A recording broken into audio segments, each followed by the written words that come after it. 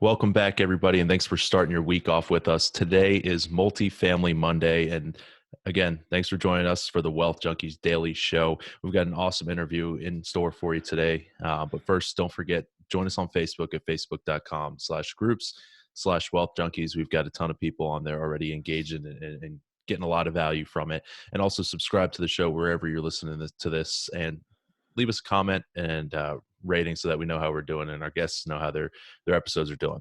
And with that, I'm going to turn it over to Will to get our Multifamily Monday guest introduced. Yep. Thank you, Brandon. Today on the show, we have Travis Watts. He's a full-time passive investor. He's been investing in real estate since 2009 in multifamily, single family, and vacation rentals.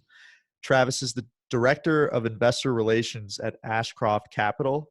He's invested in over 25 passive syndications between 14 different groups, and he now dedicates his time to educating others in the world of investing and has made it his mission to share passive investment strategies in order to help others achieve and maintain wealth in real estate. So, Travis, really appreciate you coming on. We're excited to talk. Can you just give the listeners a little bit more about your background and what got you to where you are today? Yeah, awesome. Thanks so much for having me, Will and Brandon. Sure. Appreciate the time.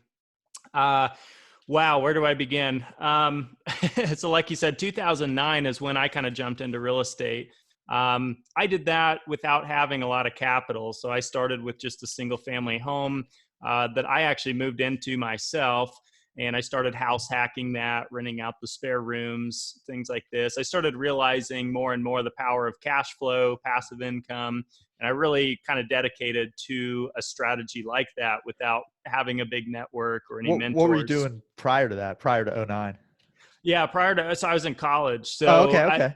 I never wanted to go to college. Funny story. And neither did I. I knew up front it was. I went, but I didn't graduate. Oh, really? Nice. Yeah. Oh, well, okay.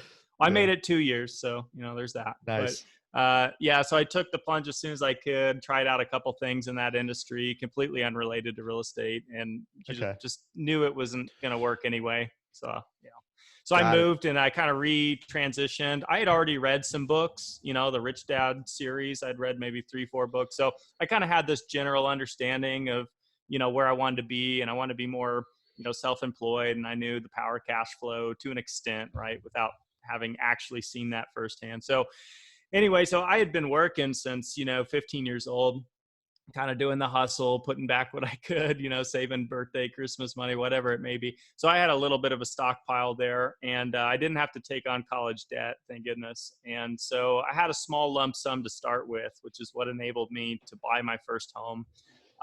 2009 was a very interesting year, as most of your listeners probably know. I mean, the meltdown had just occurred. Housing prices had dropped in a lot of areas, 50%, things like that, at least in where I was. Right. And so all of a sudden, where were you? Yeah, this was in Colorado. Okay. I grew up in Fort Collins, Colorado. Got it. And so I found this little place on the outskirts of town, not too far from Colorado State University. So it's kind of a college town and area. So it worked real well for, subletting rooms and people being flexible to rent, with somebody else and that kind of demographic. So anyway, so I took what I had, I invested in that home. I later converted that into a full-time rental as I moved out to take on a higher paying gig outside of Fort Collins. And so that became really my first rental property. And so I kind of continued this strategy of house hacking, buying a distressed property, fixing it up, living in it a while, converting it to a rental, that kind of stuff. And then later, as I, built a little more equity, I was doing more like fix and flips. I got into vacation rentals, and I was just experimenting with a lot of strategies. And I kind of lost track, if you will, of my desire for passive income. So what was actually happening in reality is I was getting busier and busier and busier as I'm building a single family portfolio. And at the time I was a W-2 wage earner. Not only that, I was working in the oil industry. So I was working 100-hour work weeks, and a lot of times away from home. And so it got to be so insane. I literally couldn't handle it. I couldn't manage it. I was pulling friends and family in to, can you go fix that sprinkler head? Can you go collect that rent check? I'm not in So you're town. just playing a game of whack-a-mole, just putting out fires, and more fires were coming up, and yeah, that's crazy. Exactly. So as it kind of, and I ended up kind of, to cut this story a bit shorter, I ended up working overseas. So I was gone, about 35 days at a time, completely away from home. And that's kind of the pinnacle where I'm like, you know what? It's never going to work. I cannot take what I have today and scale that up to 50 homes, 100 homes. And I tried things, by the way, of, property management companies and whatnot. And it just was never going to be passive in the way that I wanted it to be. So that was kind of my big, revolution and change in mindset. I went back to the drawing board, had everything in mind from, quit real estate, go into the stock market, to I love real estate. I understand the power of it, but there's got to be a way to make it passive. And that's the path I chose. And I found out about real estate syndications at that point. So I was a bit skeptical. How'd you find out about those? Syndications? Networking groups. Great question. Mainly networking groups, local groups, some podcasts, some books, just seeking out people, right? To say, what do you do? I hear that you're passive. What's your strategy? And I kept hearing this kind of as a theme. Obviously wasn't everyone's strategy, but it came up 4 or 5 times. So I was introduced to a local group. They were out of Denver, and I partnered with them on one syndication, just did their minimum investment, tried them out. And they paid monthly distributions. They reported monthly. It was really an eye-opening experience. I really was skeptical to get started with that. But how much was that? What was the minimum? I believe that one was a 50,000 minimum. Okay. Yeah. So, and in this portfolio I had, some things were always, being bought and sold, and some things were buy and hold. So I had some liquidity. It was about, that amount at that very moment. And so it's like the stars aligned, Yeah. And so, anyway, I sat back about 6 months, cause like I said, I was skeptical. And as I saw that unfold in real time, and I realized that's truly passive. It's truly hands off. No more managing tenants, no more building teams, built-in asset protection, all kinds of benefits. And I'm like, I just have to do this. I mean, it's just the best thing that I can see to be passive. So long story short, I sold everything. I sold all my single family, all of it. How many did you have at the peak? Yeah, it was always kind of in an evolution, anywhere from like 5 to 7, just rotate. It was, a small portfolio, but and then I had my owner occupied home. So I ended up even selling that. I mean, I just went literally full-fledged, like taking all the chips on the table. You went all in. Yeah, you saw the light. I love that. I did. So, that started in 2015. So now today, like you said, I think it's 26 passive deals, 14 different groups, diversified, many markets, stuff like that. Wow. So what's the reason for diversifying through so many different groups, in your opinion?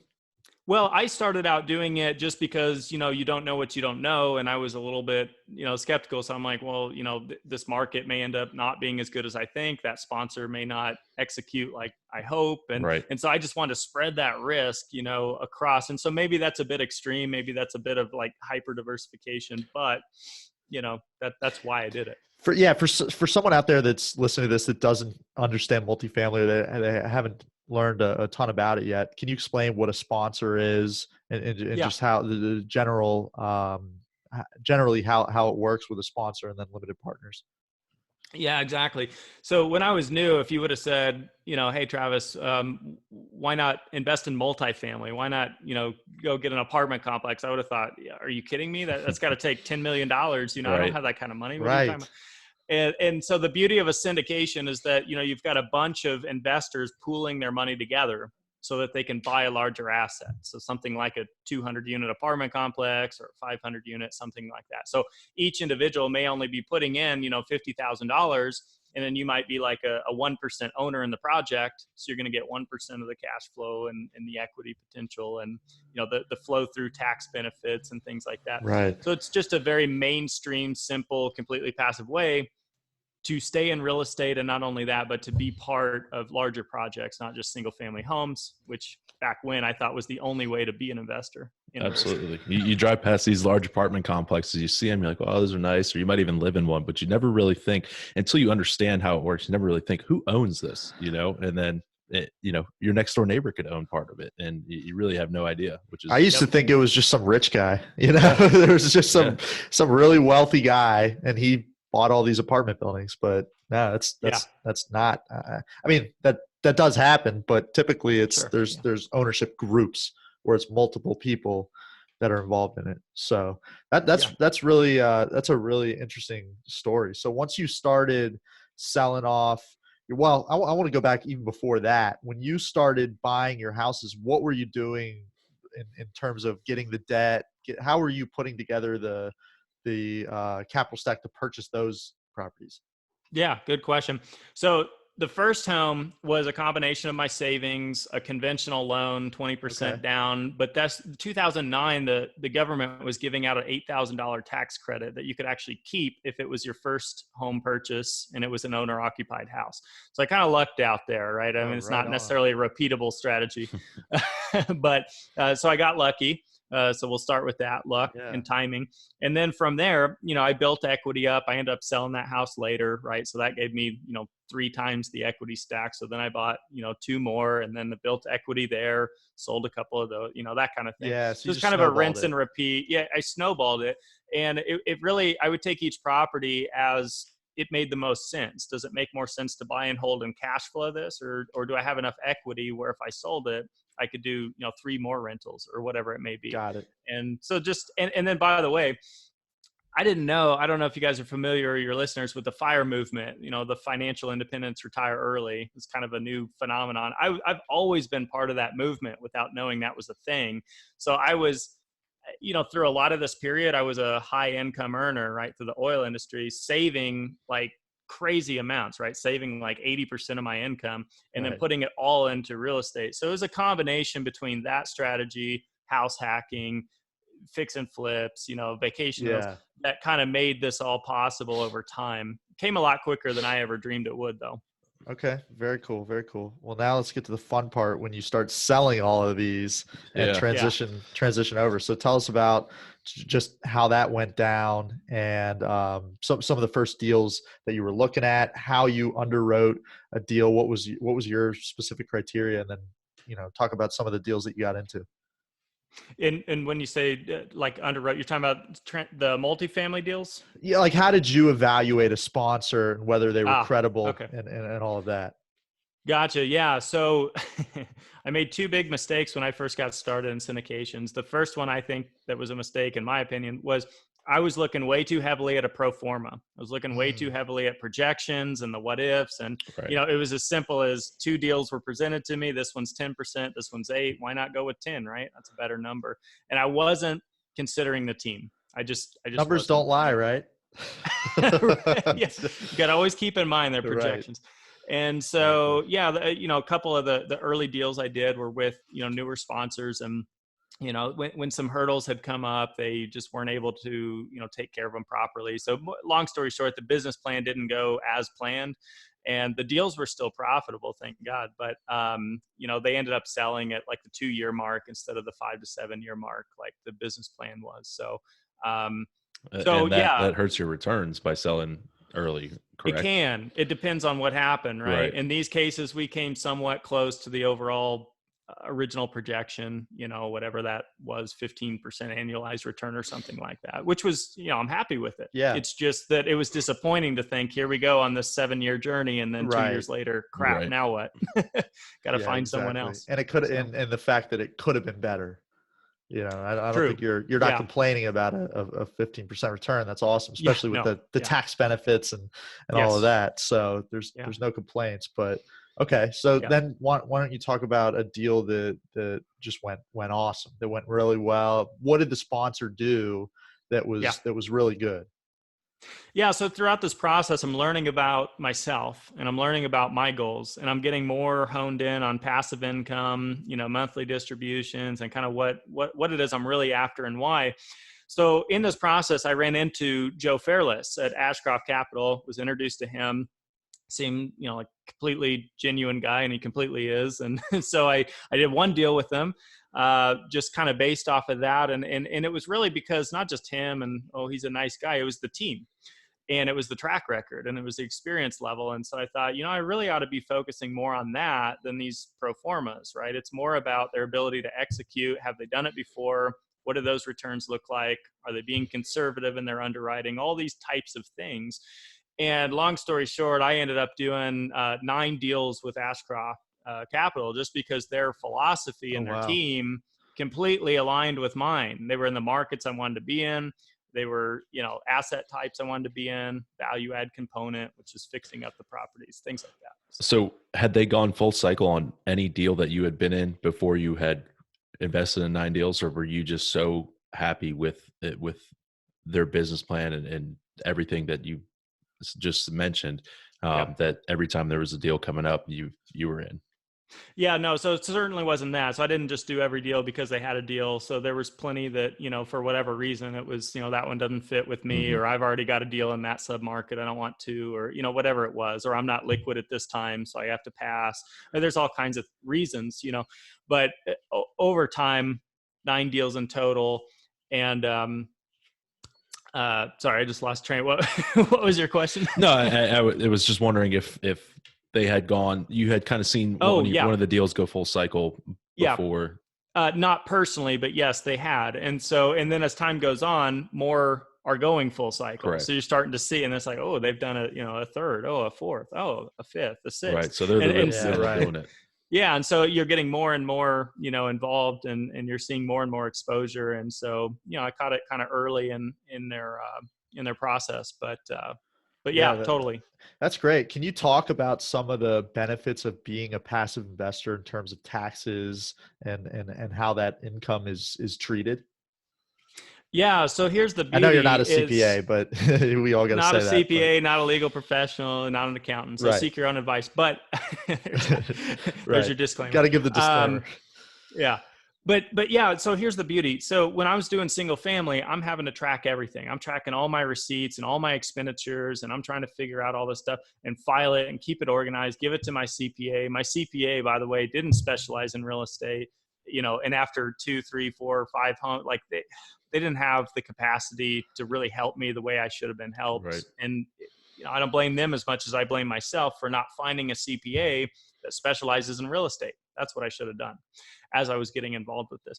Long story short, I missed out on huge tax benefits and it was just a hassle. I mean, some of my tax files are, that thick for those years, just filed receipts left and right. And I lost a lot of those. So the beauty of a syndication is that all that stuff's done for you, all of it. So all the accounting and all the expenses on top of things like cost segregation, which makes a lot of sense with larger properties and doesn't necessarily make a lot of sense with a single family home due to the cost of the survey. It's, not going to get in the weeds about it, but it's like where you can take, light fixtures and appliances and, flooring and things. You can separate these items from a 300 unit apartment complex, and you can accelerate the depreciation on those a lot faster than the building and the structure itself, which means you get more tax benefits up front. So long story short, it's flow through depreciation and tax benefits to the limited partners, which are the passive investors like myself. So, simple numbers to think about in your mind, not drawn to any specific deal here, but if you receive, say, $10,000 in distributions for the year from collected rents and cash flow, you might get a tax form at the end of the year that says negative $20,000 as a paper loss. And so that means that all those distributions were tax-free, with the potential that there's still an additional $10,000 you might be able to offset other income you have with that. So tax benefits are huge. And when you say other income, do you mean earned income from like W-2 job or? Yeah, it's a good point. So again, consult your CPA. Right. It can be. So it can, for some folks in certain, instances, it could only offset other passive income or maybe some, interest income, things like that. For others, yeah, you can actually offset W-2 income if you're deemed a real estate professional in the eyes of the IRS. There's criteria you need to meet. There's things you need to do. There's stuff you need to track. If you qualify, absolutely, which is the biggest tax benefit ever because your passive loss is offsetting active income, as you said. Right. So basically, when if done correctly, and always talk to your CPA, that the money that this property spits off at you during Yep. the year, it not only can that be tax free, Yep. but a lot of times there's going to be depreciation that outweighs that. So you get you get that loss, that quote unquote loss, and you're able to apply it somewhere else. You're either able to carry that forward to a later date and apply it on towards a gain, or if you're an Yep. active real estate investor, you can actually apply it towards earned income. Is that right? That's right. Yeah. Yeah. From a high level, that's correct. That sounds so incredible. Yeah, but still consult your CPA. Right. Thanks, Brandon. still do that. And do your research too. I mean, there's plenty of resources out there. You can YouTube this stuff. There's a book I read, Tax-Free Wealth by Tom Wheelwright. Awesome book. I mean, you bring can, that up. yeah, you can figure this stuff out on your own just from a high level, and then consult your CPA and kind of know what you're talking about a little bit more.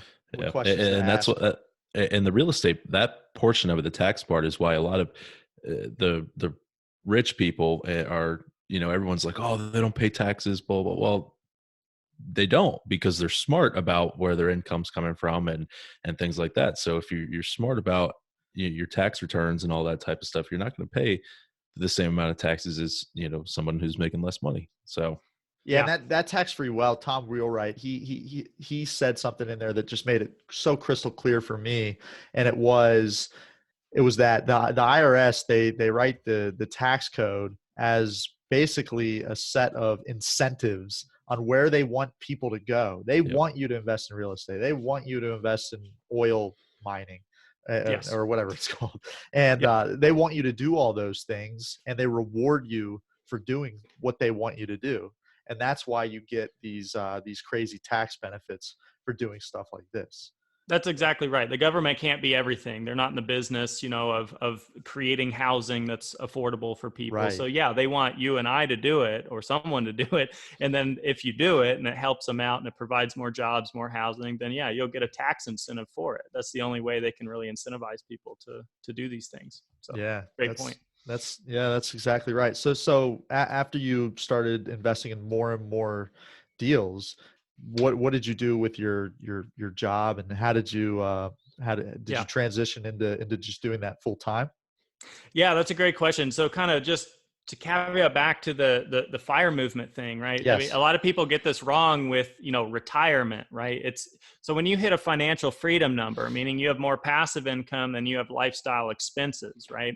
That the biggest benefit to me is not that you can retire, right? I'm not just going to sit on my couch and say, I might as well be 90. I'm retired now, right? Or go play golf for the rest of my life. The point is you get the freedom and the flexibility to pursue work that's meaningful to you. I mean, it can be charity work. It can be, paid work. It can be starting your own company. It can be the thing that you have always wanted to seek out, but maybe couldn't because you were tied to that W-2 job or that 9 to 5, whatever it may be. And so the first thing I did is I left the oil field because I felt like it was killing me, literally, physically. And I went to go pursue Wall Street because I wanted to learn stocks, bonds, mutual funds, paper assets, things like that. I felt at that time, if I had a great grasp on that and real estate, I'd be some, guru, and I'd have it all figured out, and I only lasted, I was working for a brokerage house. I only lasted about 6 months. I got a Series 7, Series 63 license and started kind of going down that road. And I'm like, man, this model really doesn't work for me compared to real estate. How come? Well, not alignment of interest, number one, right? Because these firms and these brokerage houses want you to push their products onto people like there's 4 mutual funds out there, and that's right for everyone in the world. That's how it is in their mind. Meanwhile, I was doing all real estate investing, and I'm, personally, I was making higher returns. I was getting better tax advantages. And I'm like, wait a second, what? That's why I talk to these financial planners. And I'm just like, this makes no sense. You just set up a meeting with their clients and slip the multifamily real estate in and be like, hey, look, I know we're not selling this, but. Well, they have no incentive to, it's amazing. They only have incentive to do those kinds of things. So naturally they're going to, and I'm not trying to make a blanket statement. There are good financial planners, but a lot of them, it just doesn't, and they might not even realize that they're not acting in the best interest of the client. So, and it sounds like you kind of came across that. Is that right? Yeah, I mean, there were, we could, this is like a whole I nother hour know. conversation, but, Right. but yeah, there was a lot of things, like one thing with a syndication as an example is usually the sponsor, the person that's putting on the deal and structuring it is also investing in that deal. All right. So you're like co-investing with other people. I love Mhm. that model, right? I mean, if the deal goes south, their money goes south too. Absolutely. When you're working at a brokerage firm, it's like, hey, buy this mutual fund. And are you invested in it? No. Right. That just feels wrong to me. It's like, Yeah. why should they invest in it? So anyway, Warren No, yeah. Buffett would, I I guess think Warren that's Buffett would ask people when they would try to pitch him some product, he would ask them to, when he was a lot younger, he would ask them to show their tax returns to him. And he's Oh like, yeah. I want to Yeah. see that you're making a lot of money doing this. And he said that like of all the times he's been pitched something, only one guy showed his tax returns and it Ooh, wow. like, wasn't anything special. So it's hilarious Yeah. how that Yeah. works. There's no alignment of So, interest. so yeah, I mean, I just got to pursue work that I wanted to do. That was my point. So I thought it was that. Turns out it wasn't. So I actually started working for groups that were doing syndications. And so I got to learn kind of from the inside out more about what I was actually investing in, and how to vet sponsors, markets, just the internal workings. So kind of brings us to I there's really nothing I'd rather be doing than what I'm doing now. And so I'm affiliated with Ashcroft Capital as their investor relations, as you pointed out at the beginning of the podcast. Right. What that really means, though, is I'm really out there at live networking events. So I'm getting to meet tons of investors. I'm getting to have conversations like this all the time. I'm getting to travel a lot, which I love to do. And, it's just a win-win. And so that's the point, right? I mean, what I do now is just a million times better in my mind than what I used to do, because I had to do it. And I was working for a paycheck straight up. Like, I didn't want to be in that industry and it didn't fit me. So that's the flexibility and freedom. Why do you want to be a passive investor? Freedom, choices. You want to retire, you can retire. You don't, you don't. But ultimately, you get to pursue what you want to pursue. Yeah, it's more just options. You can do whatever you want at that point. Yep. How did you get involved with Joe and Ashcroft? Yeah, good question. So after being in, X amount of deals, I don't know how many at that particular moment, I'd been sending Joe just people in my own personal network, family, friends, that were interested in doing what I do, and just saying, well, I think they're a great group, and he was, I think, recognizing that. And I was just at a point where I just wanted to, make a change. I wanted to pursue something different, more exciting. I wanted to push my boundaries a little bit more. I wanted to do more, public speaking. I just, I wanted to grow more as a person. I reached out to Joe to see if I could be part of his team. The first answer was no, we don't have any openings. I'm sorry. And it was just a huge shutdown. So there was many months I just did nothing. I was just thinking, like, what am I going to do? And he came back to me to say, we have a director of investor relations position that we're going to open up. You should apply. And, awesome. so it worked itself in that way. It's not a W-2 position, but it's, it's just like a part-time, flexible, freedom, personal growth type of win-win. And for now, that is what it is, and I love it. So yeah, and that's what you were doing. So I mean, you're literally getting to talk about what you're passionate about and all of that with other people, and share with them how you've kind of created this financial freedom for yourself and that path to do it. So that's really neat. Yep. So exactly. what were your goals from when you were working? What were your goals as a passive investor to reach? Obviously the freedom to be able to do what you want, but did you have any other goals with it was there an income number that you were looking for or The first activity wise? goal, that's a great question. The first goal I set out to achieve was just general financial freedom. I wanted more passive income than I had expenses. So I got there. Great. That was awesome. But I knew that number wasn't going to get me, till age 90, right? I mean, families come up, events happen, downturns happen, insurance goes up. I mean, it's life. So I knew I needed a bigger number. So I started getting more and more detailed as I evolved, and I wanted a larger passive income number and things like that. And then it got more, then I got kind of pulled away from money. I think when I realized finally, like, the money's going to be fine, don't worry so much. Don't stress so much about that. And it became more about lifestyle. It became more about, I want to travel. And, and then I got married in this process and all these kinds of things. So I finally felt like I could start piecing my my life together more as like in a spiritual way, or, Yeah. Right. in an all inclusive way. And it wasn't just about, I want 10K a month and I want this much next year and I want to double my income in 5 years. I got away from that because it didn't matter to me anymore, Right. nearly as much. Right. The money isn't the main goal. It's the ability to travel and spend time with your family and things like that. Yeah, it's just a means to an end, Right. which is freedom to do what you Freedom. want with your family and everything else. Yep. So, Yep. To me, it was all about freedom. You're right. Yep. That's so great. let's say there's someone in their early 20s listening right now. They might, have 10,000 saved up or Mhm. whatever. Obviously, Or many maybe not. maybe not. Some of the Okay. minimums are 25,000 to 50,000. What Sure. would kind of be your suggestion to them to get involved or try to get involved in some of these deals to Mhm. at least start their passive investments? Yeah, that's a great question. Honestly, I wouldn't have started in syndications and I wouldn't have started passive from day one. I didn't have enough equity. I mean, just straight up, like my feeling is if you only have 25,000 or 10,000 and you go put that to work passively and now you have, $150 a month passive income, that's not enough of a motivator for most people to say, I'm dedicating my life to this. Now, this is Right. the most important thing I'm pursuing, just because you can pay your cell phone bill passively.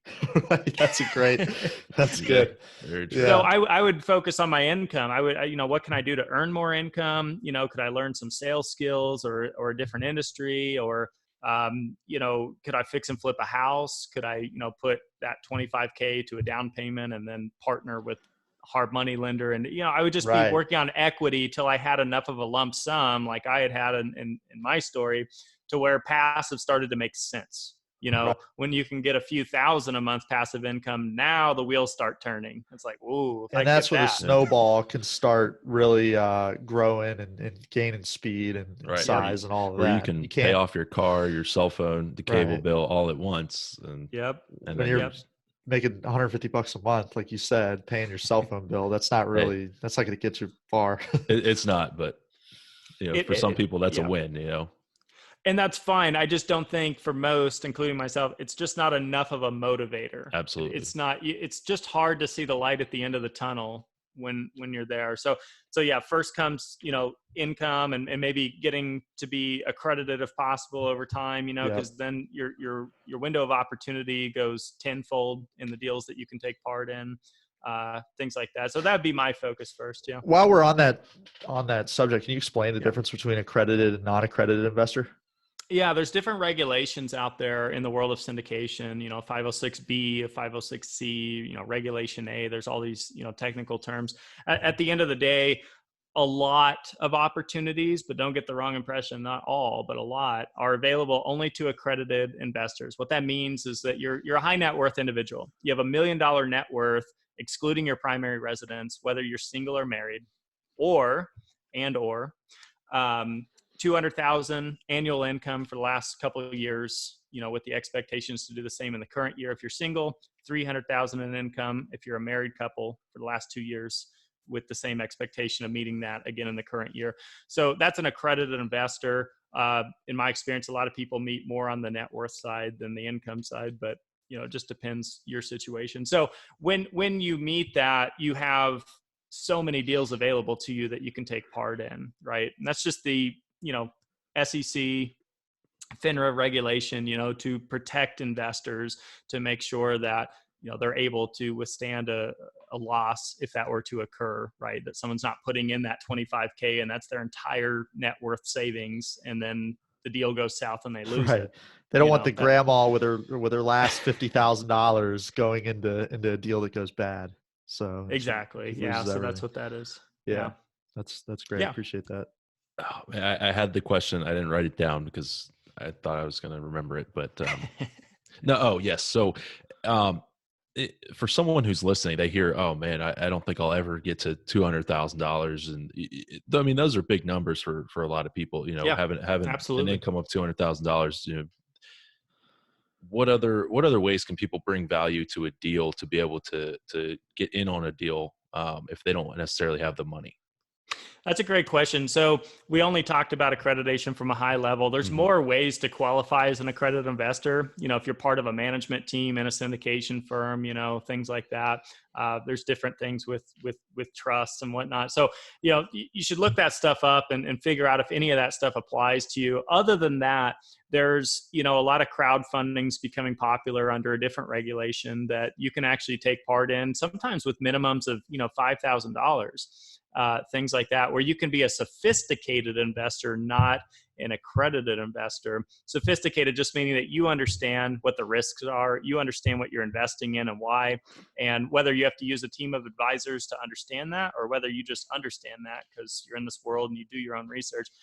Sophisticated investors can take part in that. But it kind of gets back to what we were just talking about. If you're going to put $5,000 to work and that's all you got to work with, I would rather take that 5,000, keep saving up till I'm at 25 and then go do like, fix and flip or something, just Right. something that's Or more invest it in equity. yourself. I mean, that's the best Yes, investment that you can make. 100%. Go to a man, seminar or go to a, buy a course or something like that. That's the investing in Yeah. yourself is huge.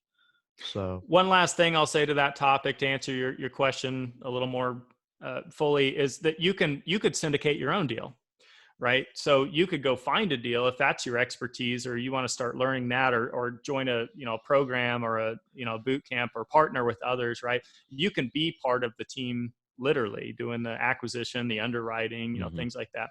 And then you can be a general partner, and you can get some equity there. And so that's another way to be involved in this type of stuff without being a limited partner. that's Yeah, great stuff. and there's a lot of sponsors that will provide you equity for just bringing them a deal. So For you bird don't need, dogging. Yeah. you don't need a dime to go find a deal. You just need the hustle, the expertise, and the knowledge to go speak with brokers and find these deals. Once you found one and bring it to one of these groups who have the money and network to tackle these deals, Right. you could make money for free Yeah, essentially. you can make it happen. So, So, well, Travis, what are some things that you're excited about and some things that are coming down the horizon soon? So I'm excited about more networking opportunities coming up.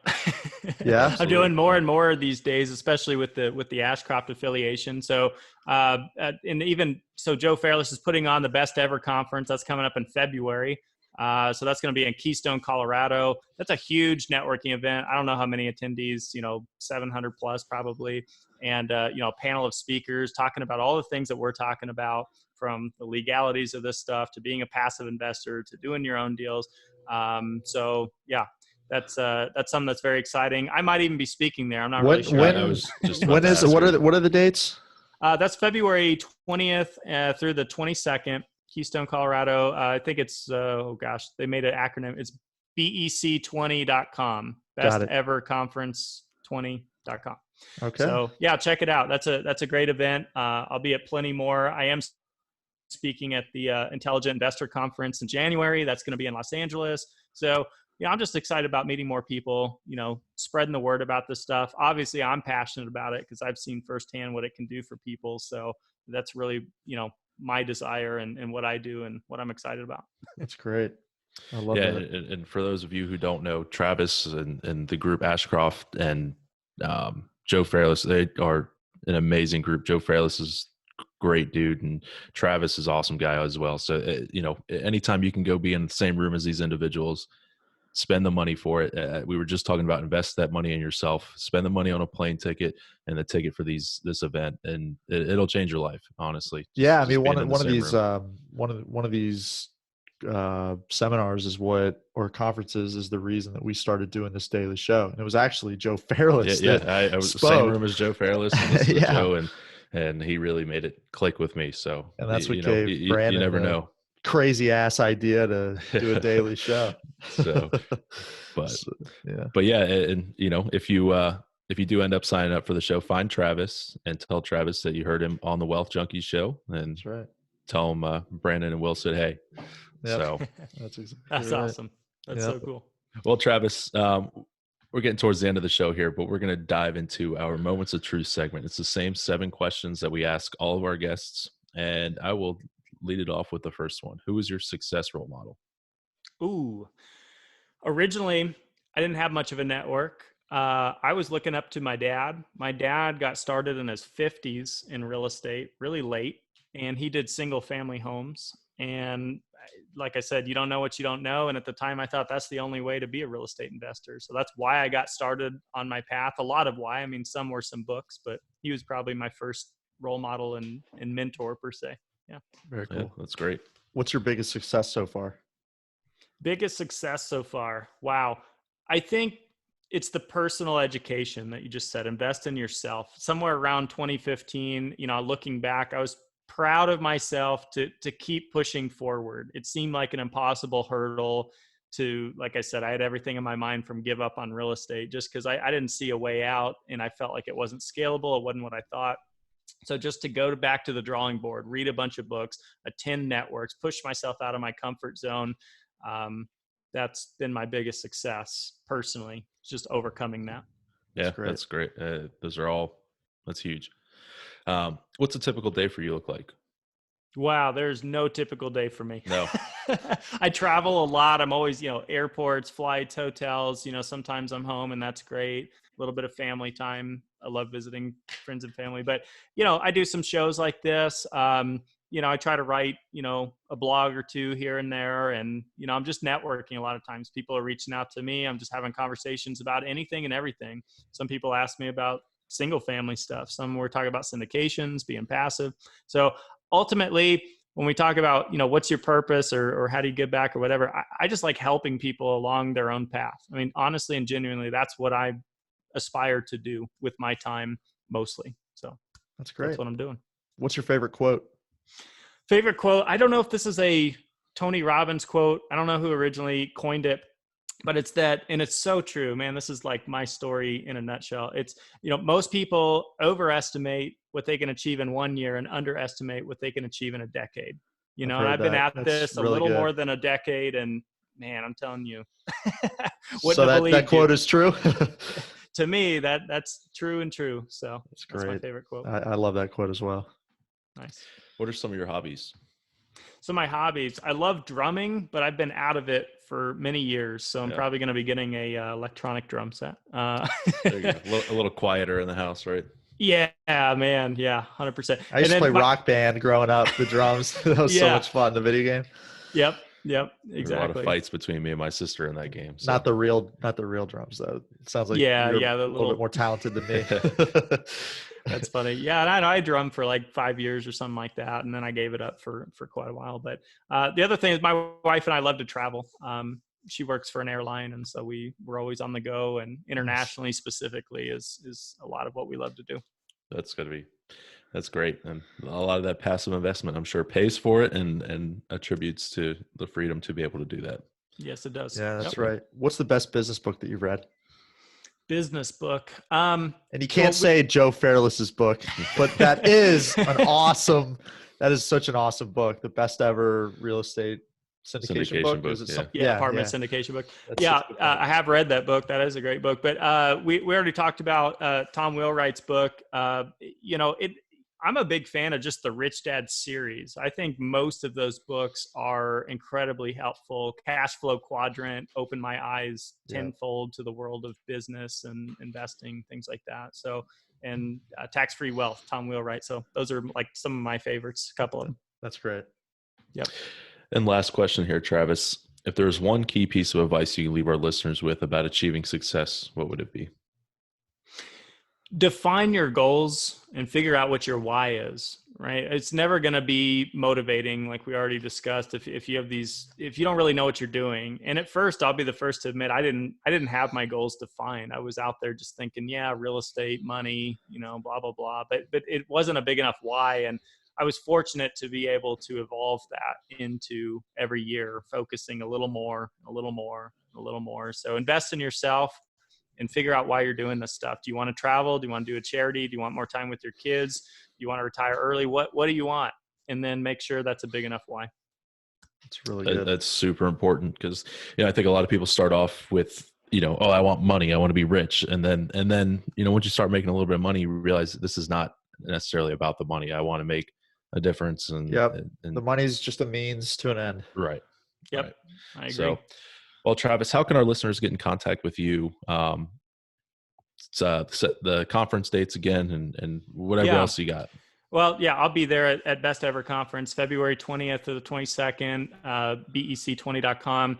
You can find me, ashcroftcapital.com. Oh, by the way, I have a free passive investor guide. A lot of the things that we've talked about, how to vet sponsors, deals, terminology, accreditation. I mean, all this stuff is That's covered. great. And so that's at ashcroftcapital.com/passive investor. So feel free to download that. Absolutely free resource. Really wish I had that in 2015 when I got started. That didn't exist. And we'll put it in the show notes as well. Yeah. That's great. Thank you. Yeah. And I'm out there, you guys, your listeners, Facebook, LinkedIn, Bigger Pockets, like I said, ashcroftcapital.com. People can find you out on the interweb. You can find me. Go ahead and connect. I'd love to chat with you. 100%. Awesome. Love it.